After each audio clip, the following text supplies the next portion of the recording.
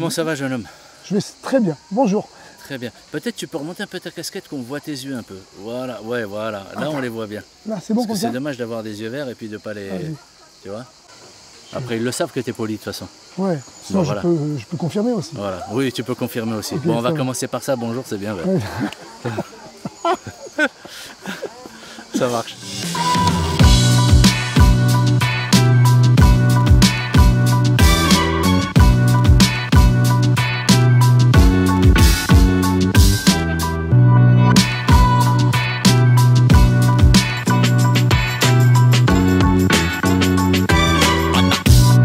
Mais bonjour. Voilà, bonjour. Je m'appelle Sylvain Tirefort, je suis créateur du parc Parfum d'Aventure.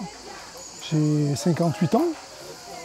Cela fait depuis l'âge de 18 ans que je suis dans l'aventure. Quelques voyages un petit peu autour du monde, un petit arrêt de 20 ans aux Antilles et une folle envie de partager les aventures avec plein de gens. Est-ce que tu peux nous raconter un peu des bribes de ton enfance peut-être? Oui. Sylvain a 9 ans, il est fils d'agriculteur. Il vit dans un paradis à Anduze, sur un moulin. Je suis né au-dessus de l'eau. J'adore l'eau, je joue avec, je fabrique des cabanes et je rêve. Quelle est la première chose que tu fais le matin en te levant? À penser que je vais passer une bonne journée et que je vais accomplir un rêve qui me manque à faire. Ok. Tu nous parles de rêves qui manquent à faire. Tu peux nous en parler? Non, les rêves, ils sont quotidiens, c'est dans la tête. C'est une nouvelle cabane, une nouvelle rencontre, une nouvelle aventure. Qu'est-ce qui va se passer dans cette journée parce qu'elles ne sont jamais les mêmes. Et qu'est-ce que j'aurai comme projet pour le lendemain. Du coup, le matin, c'était ça. Le matin, la première chose que tu fais en te levant, tu parlais de tes projets, tu voulais parler. Ouais. Je parle de mes projets parce qu'il faut avoir plein de projets dans la vie. Parce qu'il y en a qui s'annulent, il y en a qui vont se faire, qui ne vont pas se faire. Je suis aussi organisateur d'événements, d'histoires à vivre. Et donc du coup, je suis toujours en train de penser à ce que je vais faire, quoi. Et ça, c'est cool. Comment on pourrait résumer ton métier ou ce que tu fais ici? En quoi ça consiste? Bon, il y a un métier, c'est gérer une entreprise, bien sûr, parce qu'il y a une entreprise avec des collaborateurs. Mais le métier, c'est un métier bizarre, puisqu'on est agriculteur, on est acrobate, on est paysagiste, on est poète, on est plein de choses. Et en fait, c'est un petit peu ce qu'est la vie, quoi, je crois. Comment tu encouragerais, toi, des jeunes ou des moins jeunes, ou juste même des personnes, on va dire, un peu plus âgées, des adultes, peut-être à entreprendre, voilà, à entreprendre des choses un peu comme tu as entrepris. Bon, j'imagine que tu ne l'as pas fait seul, mais en tout cas, tu l'as pensé. Je dirais qu'il ne faut pas s'empêcher de rêver. Il faut penser que tout est possible, bien sûr en sécurité et tout, que rien ne peut arrêter. Et à partir de là, tu as des échecs, tu continues, tu recommences et tu trouveras une solution. Mais il ne faut pas baisser les bras. Il faut être un peu... j'aime pas ce mot, je voulais dire guerrier, mais je ne veux pas guerrier. Pas avoir peur du mal, quoi. Il faut y aller et ça va marcher. Tout ne vient pas comme ça, en fait. Aujourd'hui, si tu pouvais inviter là, à l'instant T, 3 personnes à un dîner, quelles seraient-elles, ces personnes? 3 personnes à un dîner? 3 personnes là. En fait, ils seraient à peu près du même endroit. J'irai très loin dans les villes, là où il y a des oubliés, en fait. Et je voudrais les amener chez moi. Voilà. D'accord. Et tu as 3 personnes en tête ou pas? Non, parce qu'il y en a plein, il y en a beaucoup, trop. D'accord. Comme ça. Donc du coup, j'irai au hasard et de manière, ce ne serait pas 3, ce serait 3000. 3000 dans le parc? Ouais. Ça fait beaucoup quand même. Ouais, mais pas payante, hein. Oui, juste pour le kiff. Oui, invité à dîner, quoi, juste faire une soirée top. Pour qu'ils puissent vivre un instant de ma vie, quoi. Ok. Aujourd'hui, quel est le rêve qui te reste à réaliser, s'il y en a un? Que les gens se rendent compte, sans devenir triste, qu'on est en train de changer de monde, que ce monde, la Terre, est en train de nous lâcher un petit peu quand même, qu'on peut en faire encore des choses, mais ça peut marcher qu'avec l'amour et le respect, et qu'ils ont encore le choix. Il ne faut pas être fataliste, on a le choix. Si je te demandais aujourd'hui quelle est ton addiction? L'amour. D'accord. C'est la seule? Oui, parce que ça se conjugue avec tout l'amour. Aujourd'hui, si on te demandait ton morceau à partager, le morceau que tu écoutes en boucle là, depuis quelque temps?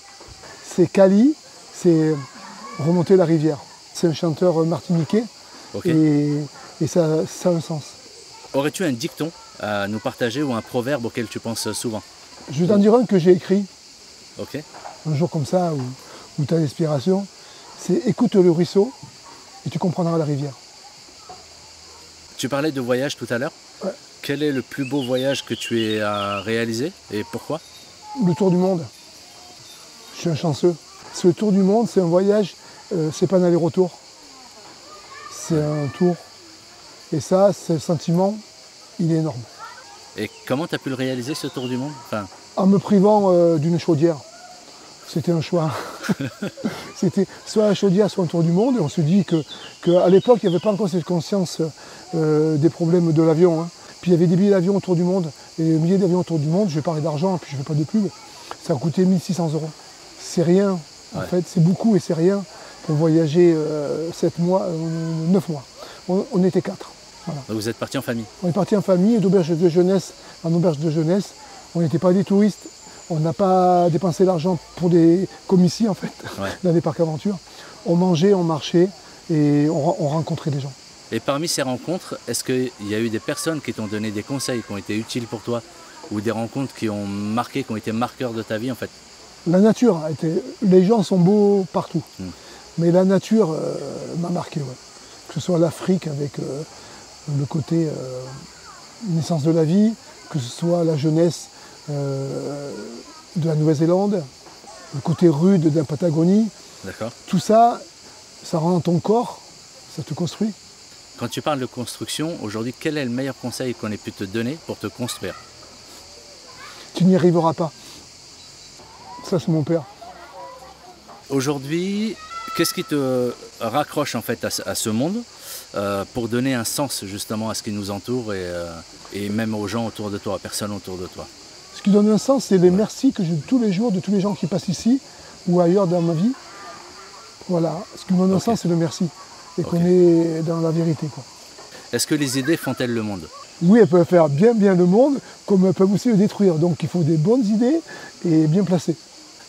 On t'a parlé rapidement de ce projet, là, les vitrines des Cévennes, sur le territoire, sur Alès. Enfin, l'idée, c'est de valoriser en effet les entrepreneurs, les créateurs, les artistes et autres. Tu penses quoi de ce projet? Je trouve ce projet complètement du moment, quoi. Et c'est le lieu où il fallait le faire, parce que les Cévennes, c'est quand même une terre de liberté. Il y a l'histoire des protestants, pour la liberté de penser, c'était pas Pagny, mais c'était la liberté de penser. Et je pense que les Cévennes, il y a plein de personnes en fait. Parce que les vallées les cachent, et plein de personnes très intéressantes. Donc du coup, vous voyez, c'est pas un petit projet, vous avez des années d'interviews à faire. Ah ouais, on n'a que ça à faire. Mais c'est bien, on a du temps. Enfin, le temps qui nous reste en tout cas. Aurais-tu un conseil à nous donner, et même un lieu à nous conseiller ici dans les Cévennes? Un lieu, toi, où tu te ressources? C'est les sources des rivières en fait. D'accord. Mais qui sont fragiles aujourd'hui. Alors je ne dirais pas où elles sont. Mais il suffit de lire une carte et de chercher et de se trouver sa source et son endroit.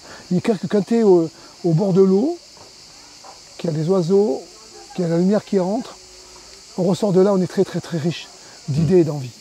Mais je ne veux pas dire l'endroit, c'est chacun qui doit le trouver. Ça marche. On suivra un peu mieux sur les réseaux sociaux parce que j'ai vu que tu partageais pas mal de lieux, pas tout, d'endroits cachés, mais pas tout. Si tu pouvais être quelqu'un d'autre le temps d'une journée, qui et pourquoi? L'écureuil que j'ai vu ce matin, aujourd'hui. Et pourquoi? Tu l'aurais vu voler comme il était beau, incroyable. Ça voulait de 10 mètres, c'était heureux. Je pense pas qu'il se souciait du reste, lui. Ouais. Oui, non, c'est vrai que lui qui a son truc là-haut, et voilà. Oui, il fait ça là, il fait c'est tout. C'était royal. Maintenant, ce que je te demanderais, pourquoi les Cévennes? C'est facile comme réponse. Je suis né à l'Est. Je suis parti à 18 ans, mais quand je suis parti, j'ai dit je pars pour mieux revenir. Je suis revenu à 40 ans. Voilà. Nous, on aimerait bien que tu partages avec nos auditeurs et les personnes qui nous suivent ton péché mignon. Parce qu'on parlait d'addiction tout à l'heure, donc tu nous as parlé de l'amour. Ouais. Pouvoir danser comme ça, avec des gens comme ça, à n'importe quel moment. Voilà. Merci. Et la dernière question, à quel moment tu t'es senti le plus vivant? Je me sens souvent vivant, mais le plus vivant, c'est quand j'ai manqué mourir en fait. C'est quand je traversais l'Atlantique à la voile, je suis tombé au milieu de l'Atlantique, le bateau s'est retourné, j'ai perdu le bateau, j'ai retrouvé une corde, je suis remonté sur le bateau. Okay. Et là, je me suis dit que la vie, il fallait la vivre.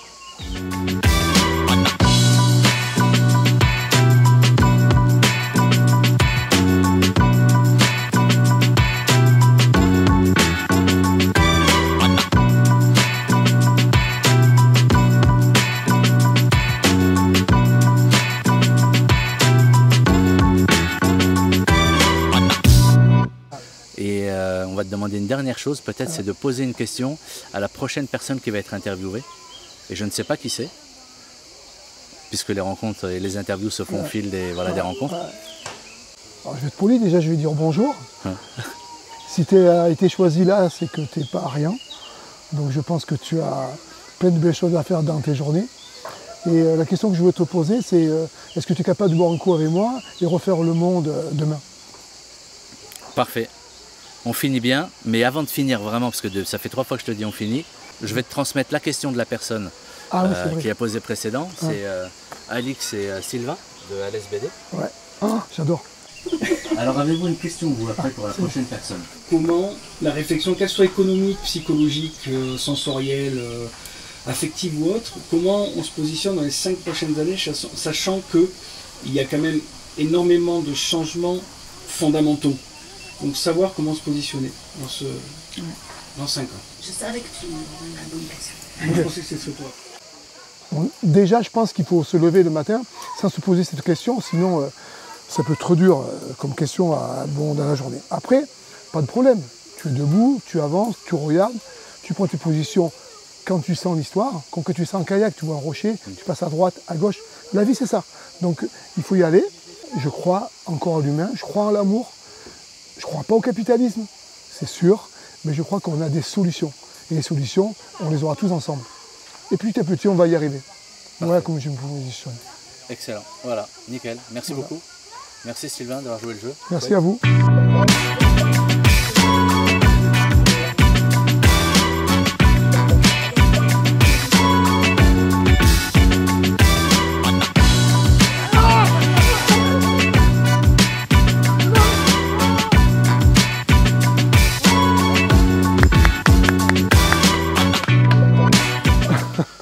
Comment ça va bien? Non. J'ai l'impression. Non, ils n'ont pas fini comme ça. Bah, pénible en plus, mais c'était cool. Pourquoi tu as choisi eux? Ça va? Pas trop pénible? Non, c'était cool. Non, j'ai l'impression de boire un coup avec comme pote. On ne se pose pas la question quand on est pote comme ça. Hein? C'est marrant. Non. Tu vas me connaître plus que les autres.